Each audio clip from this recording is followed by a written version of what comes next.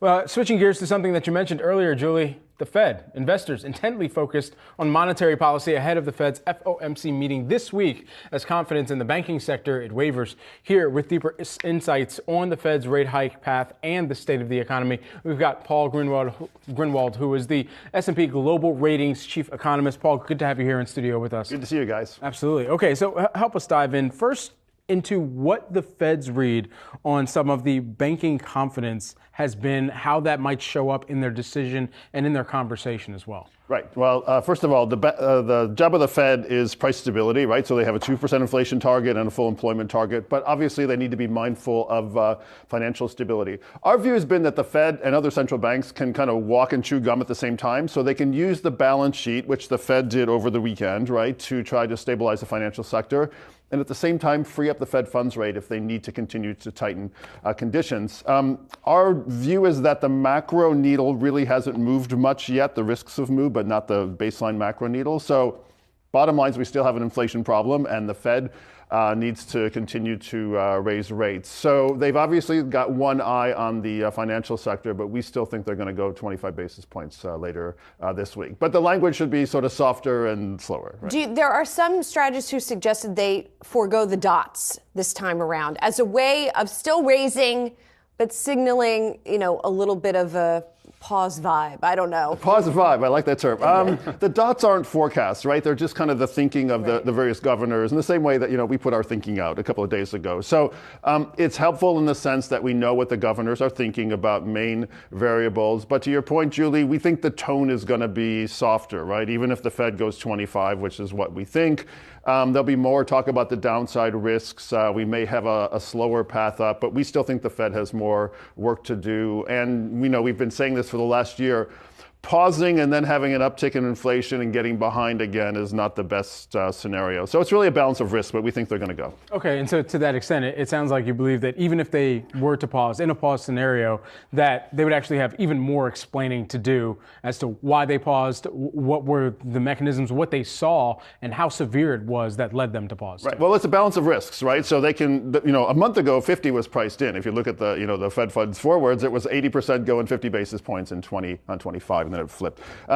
One risk is they still really go hard and then the economy slows and people ask why they tighten too much, or if they do nothing and then inflation takes off. So 25 seems to be the middle ground. But again, we've got an economy that's running hot. The last time we looked at the data, I know we haven't looked at macro data too much in the last week, but the unemployment rate's at 3.5 and we're kind of above our potential GDP path. So we've got to slow anyway, but it's finding that balance of bringing inflation under control and keeping the macro going. We've talked to some other economists over the past week who have said the chances of recession have gone up markedly in the last week because of the events that we've seen. Because, if the Fed is going to raise another quarter point, on top of the already tightening financial conditions because of what's happening in the banking system, right, that double whammy is going to get us there. Yeah, well, let's remember where we are in the macro, right? The story has been services fueled by a strong labor market, fueled by drawing down savings from the COVID stimulus plans, right? So the interest rate sensitive sectors, tech, capital goods, et cetera, they're already kind of weak or even borderline recession. So the narrative has been kind of this, labor market services story.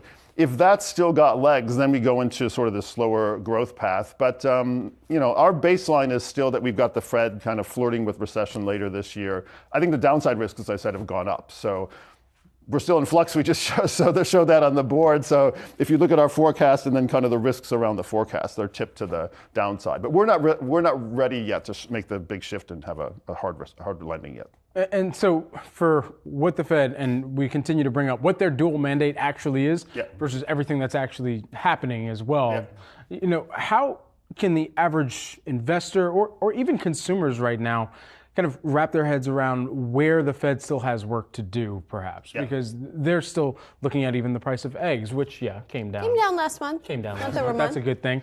But in their daily, day in, day out purchases, how do they continue to think about where the Fed is in this broader policy pathway? Yeah, the way I like to explain it is we want low and stable prices. And that means, to your point, you really don't think about them on a day-to-day basis. Or you don't think about, is my real wage declining because inflation's picking up? So we economists have kind of interpreted that and sort of, codified that as 2% inflation targets. But the Fed is still facing 5-ish% inflation on core PCE, which they target. So there's more work to do. But if we get success here, we've got an unemployment rate that's a little bit higher, but more sustainable. 3.5 isn't really sustainable. And inflation's 2%, and we don't think about prices on a day-to-day basis anymore. So that's what they're really trying to do.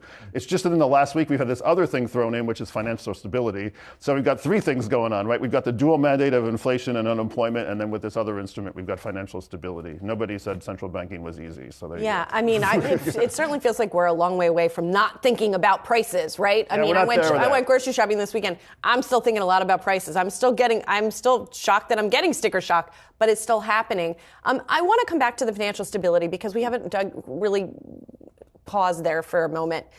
How concerned are you about financial stability? Do you think that that what we've just seen is a banking crisis and that the banking system is in any danger from, as you think about it from your economic framework? Yeah, we don't like the crisis term. We save that for very special events. 2008 is probably a good one. We've been tracking, we do this quarterly exercise in the ratings business called credit conditions. And we've been tracking interest rate risk for the last couple of years. And we've seen pockets of that risk materialize, right, with SVP and Signature and other banks. But, the banking sector as a whole looks in pretty good shape. We think the macro picture, again, as a whole looks in pretty good shape. But we're going to have some collateral damage as the Fed goes from essentially 0 up to, 5+%, which is where we have the base rate. So the best scenario is we have these pockets of risk, they're contained, and then we've got a policy response that seems to be well received. But nobody said it was going to be a straight line from the Fed going to 0 to the peak rate, and we've seen a little bit of that over the past week. And we will continue to watch that. Yeah, definitely. Paul, good to see you. Thanks for coming Likewise. in. Appreciate it. Paul Gruenwald is S&P Global Ratings Chief Economist. Thanks.